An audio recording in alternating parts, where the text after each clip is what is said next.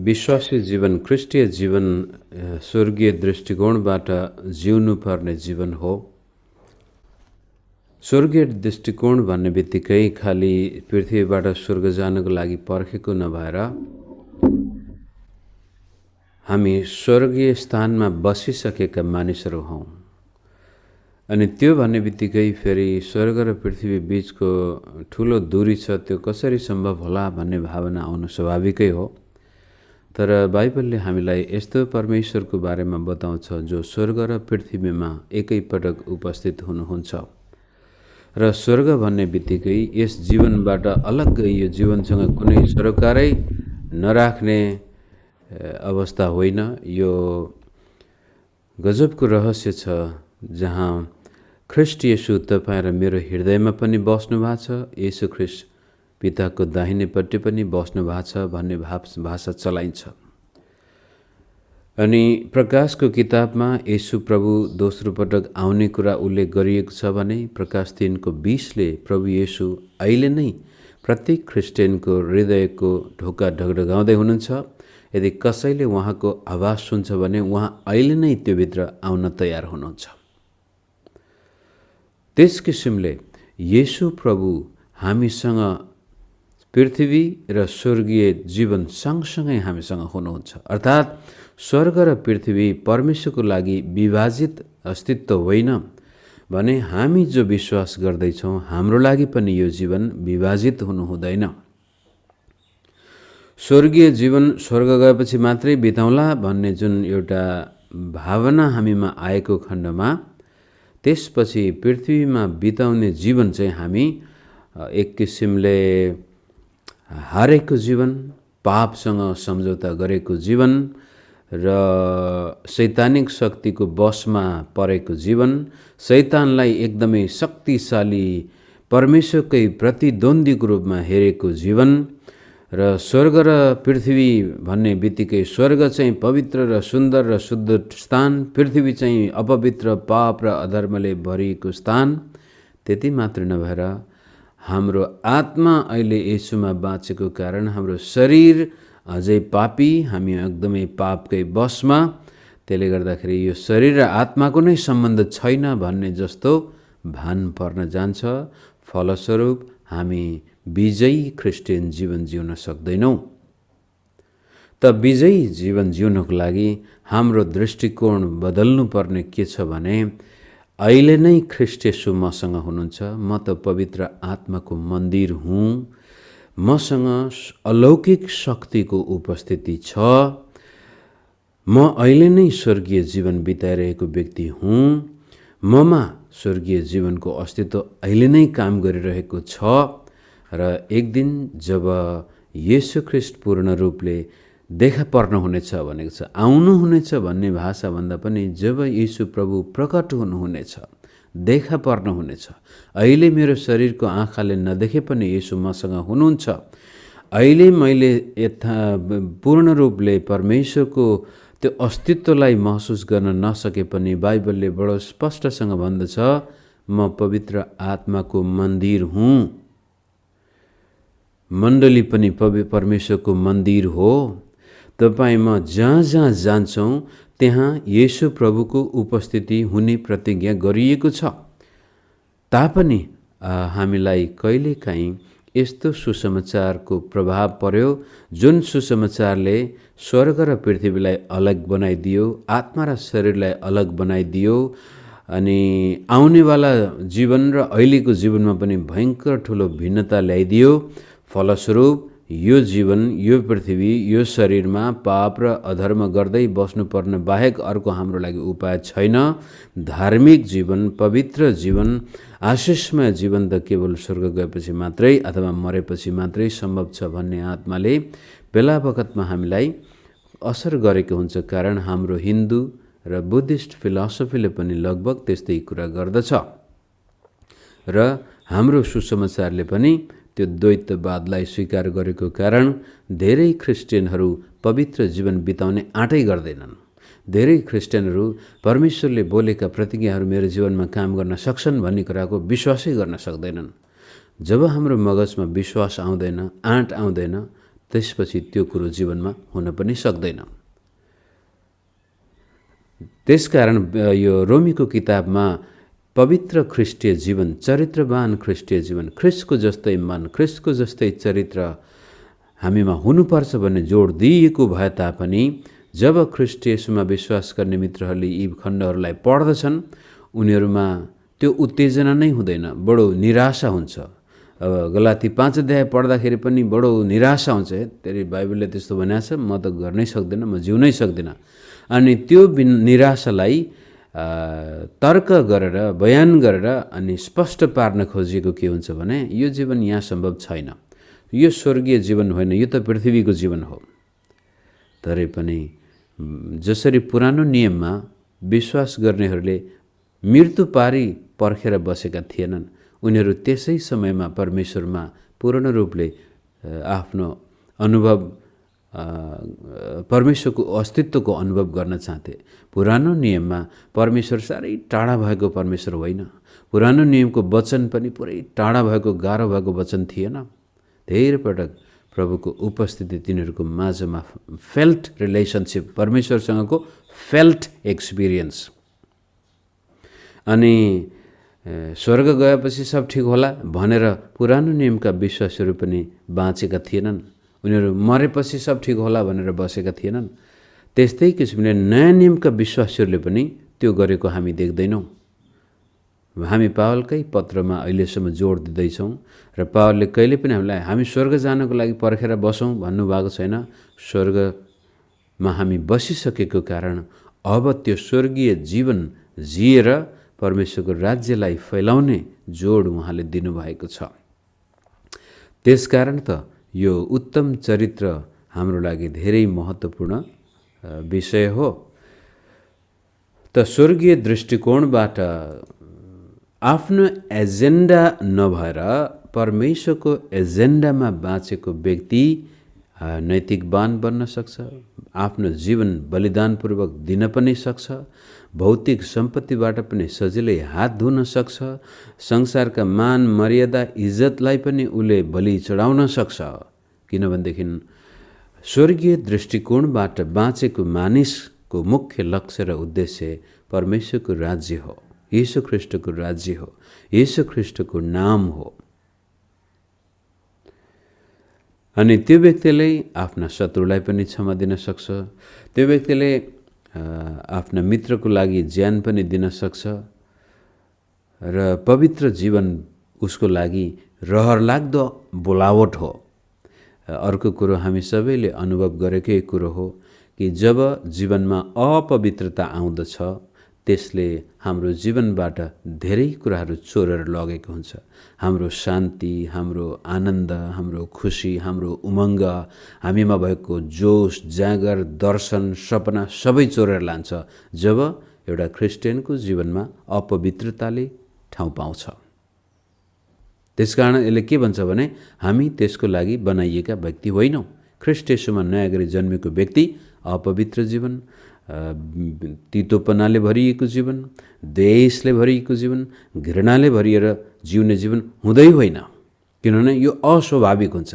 तर जहाँ प्रेम, जहाँ पवित्रता, जहाँ मिलाप, जहाँ शान्ति, त्यस्तो जीवन, ओहो यो कस्तो आनन्दले भरिएको जीवन, यो कस्तो आत्मविश्वासले भरिएको जीवन, यो कस्तो निडर जीवन, यो निर्धक्क भएको जीवन।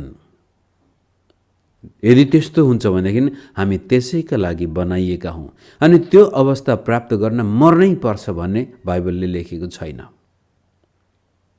हो, हामीले त्यसलाई 100% प्राप्त नगरौँला पूर्ण रूपले, ख्रिस्ट येशू जस्तै हामी बन्नको लागि यहाँ राखिएका व्यक्ति हौँ। पावलले भन्छ जबसम्म हामी त्यो ख्रिस्ट येशूको स्वरूप हामीमा हुँदैन, एफेसी 4 अध्याय, तबसम्म हामी त्यतातिर लम्किरहेका, अगाडि बढी नै रहेका र आफ्नै अनुभवबाट पावल फिलिप्पीमा पनि भन्नुहुन्छ कि म पछाडिका कुरालाई बिर्सेर अगाडिका कुरातिर म लम्किरहन्छु, म अल्झिएर बस्दैन।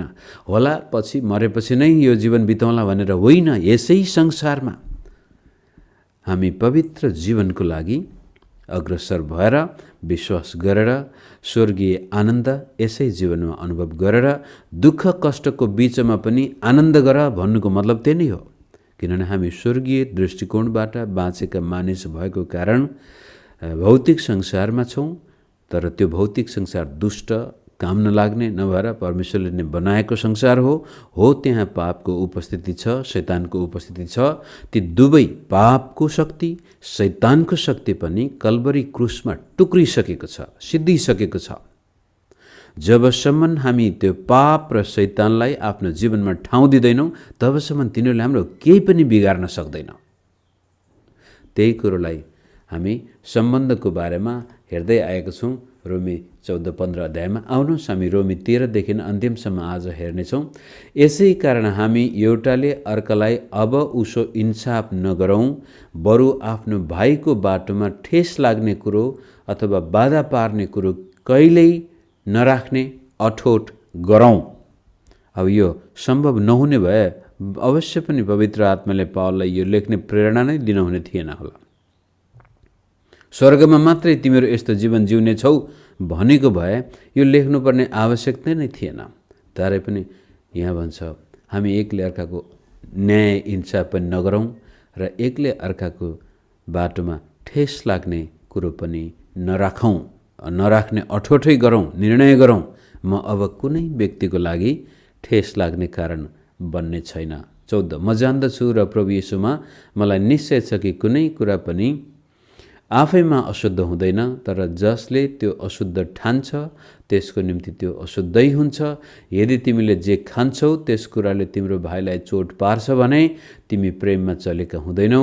जुन भाइको निम्ति ख्रीष्ट मर्नुभयो तिमीले खाएको कुराबाट उसको नाश नहोस्। यसै कारण तिमीलाई जे असल लाग्छ त्यसलाई अरूले खराब भन्न नदेऊ। यो खाने पिउने र मानिसका आफ्ना यी प्रेफरेन्सेसहरू के भन्छ, कुनै कुरो कसैलाई मनपर्छ, कसैलाई सेतो लुगा मन पर्ला, कसैलाई रातो मन पर्ला। यी आधारभूत समाजमा हुँदै आएका कुराहरूलाई हामीले कसरी हेरिरहेछौँ। विशेष गरी हामीले हिजो पनि समय निकालेका थियौँ। खाने पिउने कुराहरू, मासु खाने र नखाने कुरो नै यहाँ विशेष जोड दिएको हो र अरू पनि जीवनका पक्षमा यो लागू हुन्छ। यी सबै कुराहरूलाई मध्यनजर गरेर हामी यस्तो प्रकारको जीवन जिउँ कि हाम्रो कारण अरूलाई ठेस नपुगोस्, अरू नलोटुन्, विश्वासबाट पतन नहुन्। अनि यो एउटा कुरो, कुनै कुरो पनि आफैमा अशुद्ध हुँदैन। यो फेरि यसलाई निकै लामो गरी तन्काएको खण्डमा पावलले कोरिन्थीकै आर्गुमेन्ट हुँदाखेरि यहाँसम्म कि वास्तवमा मूर्ति पनि केही पनि होइन, यो मानिसले रचेको रचना मात्रै हो भनेको छ। तापनि उनले त्यसपछि बयान गर्दै जाँदाखेरि मानिसले कुनै आकृतिलाई पुज्छ भनेदेखि त्यसको पछाडिपट्टि एउटा आत्मा चाहिँ हुन्छ भनेर फेरि बयान गरेको छ। र कुनै कुनै कुराहरू छन् जो हामी अवश्य पनि स्वीकार गर्न सक्दैनौँ। त्यहाँ यहाँनिर पावलले कुनै कुरा पनि आफैमा अशुद्ध छैनन् भन्यो र यो कन्टेक्स्ट अनुसार खाने लाउने कुराहरू, कोही व्यक्ति कुनै बार बाहिरभित्र जान चाहन्छ त्यो उसको आफ्नो जिम्मामा छोडिदिउँ, आफैमा अशुद्ध छैन। जसै अब हाम्रो हिन्दू नारीको लागि अथवा नेपाली नारीको लागि सिन्दुर आफैमा अशुद्ध होइन। त्यो एउटा पश्चिमा देशको यो संस्कृतिमा विवाह गरेको स्त्रीले रिङ लगाएको हुन्छ। टिबेटियन संस्कृतिमा, मेरो विचारमा तामाङ संस्कृतिमा पनि यो कता कता लामा परिवारमा विवाह गरेकोले एक किसिमको लुगा हुन्छ, स्त्रीहरूले विवाह नगरेकोले अर्को लगाएको हुन्छ। हरेक संस्कृतिमा एउटा यो सामाजिक एटिकेट के भन्छ, चलनहरू छन्, त्यही आफैमा नराम्रा होइनन्। भोलि गएर एउटा टिबेटियन संस्कृतिमा बिहा गरिसकेको स्त्रीले होइन यो त बुद्धिस्टहरूले लाउने हो, यो त लाउनु हुँदैन भन्न गएको खण्डमा त्यहाँ पनि समस्या हुन्छ। त्यसकारण ती संस्कृतिहरू, ती चलनहरू आफैमा अशुद्ध होइनन्, तर त्यो किन गरिन्छ त्यसलाई समस्या। अब सिन्दुर लाउँदाखेरि म त विवाहित नारीको एउटा चिन्हको रूपमा म लाउँदैछु भनेर लाउने एक किसिमको विश्वास भयो भने अर्को के त अब शिवजीको अथवा कसको त्यो नाममा त्यो लगाइएको छ, त्यसले चाहिँ त्यसलाई शुद्ध र अशुद्ध बनाउने हो। त्यही कुरो यहाँनिर पछि सबै कुरा आफैमा अशुद्ध हुँदैन, तर जसले त्यो अशुद्ध ठान्छ त्यसको निम्ति अशुद्धै हुन्छ। यदि तिमीले जे खान्छौ फेरि तुरन्तै त्यो खानेकुरासँग समावेश गरिएको कारण यो चाहिँ मूर्तिलाई चढाइएको मासु अथवा मासु काट्दाखेरि बलि चढाइएको मासु त्यति बेलाको चलनमा मन्दिरमा चढाइने बलिहरूको मासु लगेर पुजारीहरूले बजारमा पनि बिक्री गर्थे। अनि त्यसैको सेरोफेरोमा यो प्रश्न उठेको छ कोरिन्थीमा पनि र रोममा पनि सायद हुनसक्छ यहुदीहरूले पनि जसले जहाँ पा त्यहीँ काटेको मासु खाँदैन थिए। यो अशुद्ध र अशुद्ध कुराहरू कोसेर भन्ने शब्द छ यहुदीहरूको लागि। अनि अहिले आएर मुस्लिम संस्कृतिमा पनि उनीहरूले जहाँ पा त्यहीँ काटेको मासु खाँदैनन्।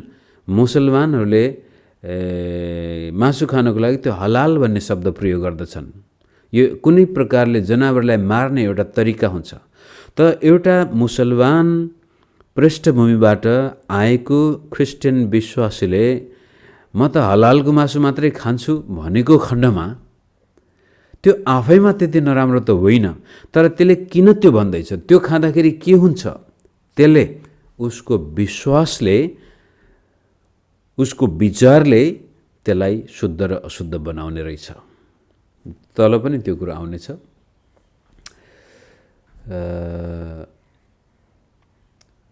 यसै 16 पद, यसै कारण तिमीलाई जे असल लाग्छ त्यसलाई अरूले खराब भन्न नदेऊ, अथवा आफूलाई असल लागेको कुरोको दुरुपयोग गरेको खण्डमा त्यो अरूले पनि अझ त्यसलाई खराब भन्नेछन्। 17, किनभने परमेश्वरको राज्य भनेको खानु र पिउनु होइन, तर पवित्र आत्मामा धार्मिकता, शान्ति र आनन्द हो। यी कुराहरूमा हामीले बढी जोड दिनुपर्ने हो। जुन कुरोले हामीमा धार्मिकता कायम गर्दछ, जुन कुरोले हामीलाई शान्ति कायम गर्दछ, जुन कुरोले हामीमा आनन्द कायम गर्दछ, ती कुराहरूमा हामी जोड दिनुपर्ने हो। तर खानेर लाउने अनि जानेर आउने कुराहरूमा बढी जोड दियौँ। यो गर र त्यो नगर भन्ने कुरामा बढी जोड दियौँ र त्यसपछि तपाईँको मण्डलीमा आउँदाखेरि मण्डली भवन यदि सुन्दर राम्रो मण्डली भवन छ भने त्यो मण्डली भवनलाई सफा राख्नको लागि, शुद्ध राख्नको लागि, चिटिक्क पारेर राख्नको लागि कुर्सीहरू राखेका छ भने कुर्सी पनि कुर्सीकै ठाउँमा, कार्पेट छ भने कार्पेटकै ठाउँमा, कुसन छ भने कुसनकै ठाउँमा, त्यहाँ कसैले त्यो चतामच चलाउनु हुँदैन भनेर कहिलेकाहीँ मण्डलीमा विश्वासलाई गाली गरेको गरे पनि हुन्छ। तपाईँहरूले यो नचलाउनुहोस्, तपाईँहरूले त्यो नचलाउनुहोस् भन्दाखेरि कहिलेकाहीँ के हुँदो रहेछ, त्यो चर्चमा मण्डली र त्यहाँका सामानहरू मानिसभन्दा बढी महत्त्वपूर्ण भइदिने अनि विश्वासीहरूलाई चर्चमा आउनै मन नलाग्ने। त्यसपछि यी सानातिना यो गर र त्यो नगर भन्ने कुराहरूको सट्टामा कुन कुरोले परमेश्वरको धार्मिकता, परमेश्वरको राज्य, परमेश्वरले दिने शान्ति, प्रेम, मिलाप, आदर, सम्मान ल्याउँछ, ती कुराहरूमा हामीले ध्यान दिनुपर्ने हो। त्यसमा परमेश्वरको राज्य यी गर र नगर भन्नेमा नभएर हुनेमा हो। It is more important to be than doing भन्ने शब्द हामी त्यहाँ हेर्न सक्छौँ। डाँडाको उपदेशमा पनि हामीले समय बिताएका थियौँ। मत्ती 5 र 6 अध्यायमा पहिलो कुरो प्रभुले हुने कुरा बताउनु भएको छ भने त्यसपछि मात्रै गर्ने कुरा बताउनु भएको छ। 18, जसले यस किसिमले ख्रिस्टको सेवा गर्दछ त्यो परमेश्वरलाई मनपर्ने र मानिसहरूबाट असल ठहरिएको हुन्छ। अब तपाईँ धर्मी व्यक्ति हुनुहुन्छ। धर्मी भन्ने बित्तिकै फेरि यो गर र त्यो नगर नभएर ख्रिस्ट येशूसँगको सही सम्बन्ध छ, राइट रिलेसनसिप। धार्मिकता भन्ने बित्तिकै सही सम्बन्ध। तपाईँ मानिसको सम्बन्धलाई महत्त्व दिनुहुन्छ। एकजना शिक्षक हुनुहुन्थ्यो हाम्रो बाइबल स्कुल पढ्दाखेरि, उनले भन्थे मेरो श्रीमतीको एउटा मोटो छ अरे, अनि त्यो मोटो चाहिँ people are always important. People are important. जबमा केही कुरो गर्दाखेरि याद गर मानिस महत्त्वपूर्ण छन्, मानिससँगको सम्बन्ध महत्त्वपूर्ण छ। त्यो महत्त्वपूर्ण सम्बन्धलाई आँच आउने गरी हामीले आफ्नो इच्छा होस् अथवा भौतिक सरसामानको प्रयोग होस् गरेको खण्डमा त्यो घाटा लाग्छ। त राइट रिलेसनसिप हामीमा छ, शान्ति छ, आनन्द छ, प्रेम छ भनेदेखि अवश्य पनि हामीले ख्रिस्ट येशूलाई मनपर्दो सेवाका साथसाथै मानिस पनि मन पराउनेछन्। ओहो फलानुको सेवा गर्ने शैली, फलानुको बोल्ने शैली, फलानुको जीवन जिउने शैली कति राम्रो छ भनेर तपाईँहरू मेरो चारैतिर मानिसहरू आउनेछन्। तर यदि हामीबाट मानिसहरू चाहिँ हामी कतिपटक यो दुम्सी जस्तो भइदिन्छौँ, खराया जस्तो एकदमै सुमसुम्याउनु भएर दुम्सीका कणाहरू, यो गर्दा पनि मान्छेलाई घोचेको छ, ठेलेको छ गऱ्यो भने मानिस हामीबाट टाढा टाढा गइरहेछन् भने त्यहाँ समस्या छ। हामी स्वर्गीय दृष्टिकोणबाट बाँचेका छैनौँ। हामी पृथ्वीकै संसारकै अथवा स्वार्थपूर्ण दृष्टिकोणबाट हाम्रो आफ्नै एजेन्डा, आफ्नै इच्छा भएको कारण त्यो पुरा गर्नको लागि बाँच्दाखेरि मानिसहरूलाई मनपर्ने व्यक्तित्व हामी आफैमा धारण गर्न सक्दैनौँ र हाम्रो सेवा पनि मानिसको नजरमा एक किसिमले ग्रहणयोग्य हुँदैन। 19 यसैले हामी ती कुराहरूको अनुसरण गरौँ जसले शान्ति ल्याउँछ अनि एउटाले अर्काको आत्मिक उन्नति गराउँछ। खानेकुराको खातिर परमेश्वरको कामलाई नष्ट नगर। वास्तवमा सबै कुरा शुद्ध छन्, तर आफूले खाएको कुरोले अरूलाई बाधा पार्नु अनुचित हो। उचित त यो हुन्छ कि मासु नखानु, मद्यपान नगर्नु तथा कुनै यस्तो काम नगर्नु जसद्वारा तिम्रो भाइलाई बाधा हुन्छ। अब याद गर्नुहोस्, हाम्रो मण्डलीमा कोही व्यक्ति सुँगुर खाँदैन भने बरु सुँगुर नकाटेरै पनि, खसी काटेरै पनि मनाउन सक्छौँ। भोलि गएर मुसलमान व्यक्तिहरू विश्वासमा आएर चर्चमा आए, उनीहरू सुँगुर त कहिल्यै जीवनमा छोको पनि थिएन भने उनीहरूलाई जबरजस्ती सुँगुर खुवाउन लाएर बाधा दिनुको सट्टामा हामीले सुँगुर नखाँदा राम्रो। अब नेपालको परिवेशमा बेला बखतमा हामी यो गाई काटेको कारण जेल गएको इत्यादि कुराहरू छन्, संस्कृतिको समस्या होला। तर ख्रीष्ट येशूमा विश्वास गर्नेहरूले हामीले गाईको मासु खानुपर्ने कोही त्यो बाध्यता छैन बाइबलमा। यहाँ त के गाई त परै जाओस्, कुनै पनि प्रकारको मासु नै नखानु पनि राम्रो। यदि सम्पूर्ण त्यो समाजमा शाकाहारी बाहुनहरू छन्, कोही मुसलमान छन् जो कहिले सुँगुर खाँदैनन्, गाई पूजा गर्नेहरू छन्, सुँगुर घृणा गर्नेहरू छन्, त्यस्तो समाजमा बरु मासु नै नखाइदिए कति शान्ति हुन्छ। भेजिटेरियन भइदियो भने सबैलाई शान्ति। त्यस्तो वातावरण हामीले सिर्जना गर्नुपर्ने देखिन्छ। तर खानेको मलाई त यही मनपर्छ, मलाई त त्यही मनपर्छ भनेर आफ्नो जिद्दी मात्र गरेको खण्डमा त्यसले खानाको कारण परमेश्वरको काम पनि नष्ट हुने सम्भावना देखिन्छ। हाम्रै चर्चमा केही वर्ष अगाडि गाउँको एउटा हाम्रो चर्चमा क्रिसमसकै बेलामा होला, त्यति बेलामा यो थुप्रै विभिन्न जातिका मानिसहरू त्यहाँ आएका थिए। कसरी अब त्यहाँ यस्तो अवस्था परेछ, अब गाउँले समाजमा त्यो छुवाछुतको हिसाबले यो कुनै परिवारलाई एक ठाउँमा राखेछ, कुनै परिवारमा अर्को ठाउँमा राखेर त्यसरी छुट्टो छुट्टो दिँदाखेरि कस्तो भान परेछ, ल यहाँ त हामीलाई बाहुनहरूबाट, क्षेत्रीहरूबाट अलग्गै राख्यो भनेर त्यहाँ ठुलो समस्या पछि हामी गएर मिलाउनु निकै गाह्रो भएको थियो।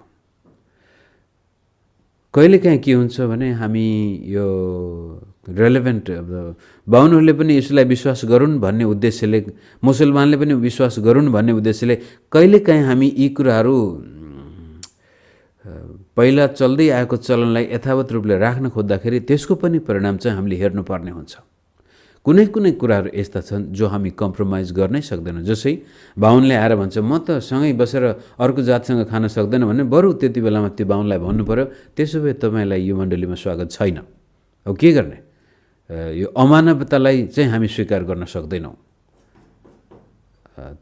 तापनि यदि मेरो कारण कोही बाहुन चर्चमा आउँदैन भनेदेखि त्यस कारण मैले पनि अब आफ्नो विचार गर्न भने यो बाहुनको मुक्ति त चाहिन्छ, यो बाहुनले पनि विश्वास गर्नुपर्छ।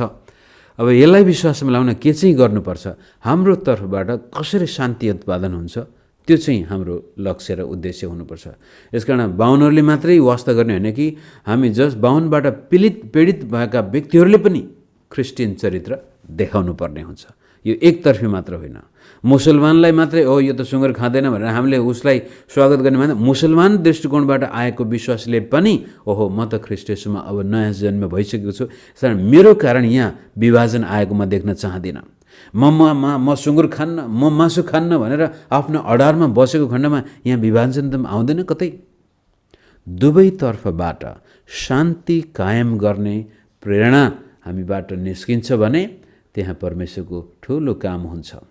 त्यसमा उचित त यो हुन्छ, मासु नखानु, मद्यपान नगर्नु, कुनै यस्तो कुरो नगर्नु जसबाट अरूलाई ठेस मिलोस्। तिमीमा भएको विश्वास परमेश्वर र तिम्रो बीचमा राख। धन्यको हो त्यो मानिस जसले आफूले उचित ठहराएका कुराको कारणले आफूलाई दोषी ठहराउनु पर्दैन। तर कसैले शङ्का गरेर केही खायो भने त्यो दोषी ठहर्छ, किनकि उसले विश्वाससाथ खाएको छैन। विश्वासबाट उत्पन्न नभएको कुनै पनि कुरा पाप हो। त्यो निर्धक्क कन्भिक्सन के हुनु पर्यो भनेदेखि म एकमात्र परमेश्वरमा विश्वास गर्दैछु, त्यसकारण चाहे त्यो बलि चढाएको मासु होस्, चाहे यो गरेको होस्, त्यो गरेको होस्, त्यसमा मलाई कुनै सरोकार छैन। मैले प्रार्थना गरेपछि सबै कुराहरू ग्रहणयोग्य छन् भनेर विश्वाससाथ खाएको खण्डमा त्यसलाई कुनै असर परेन। तर हो यो त बलि चढाएको मासु हो, यो खाँदाखेरि के पो हुने हो, के लाग्ने हो कि मेरो क्षति हुने हो कि भन्ने हिसाबले खाएको भने त्यसले परमेश्वरमा विश्वासै गरेको छैन। फलस्वरूप त्यो उसको लागि कमजोर हुन्छ। त्यस्तै किसिमले अरू पनि जीवनका पक्षहरू छन्। यदि यो ख्रीष्ट येशूमा विश्वास गरेको कारण आफ्नो विवेकले उसलाई दोष्याएको छैन भने धन्य हो त्यो व्यक्ति जसको विवेकले उसलाई दोष दिएको हुँदैन।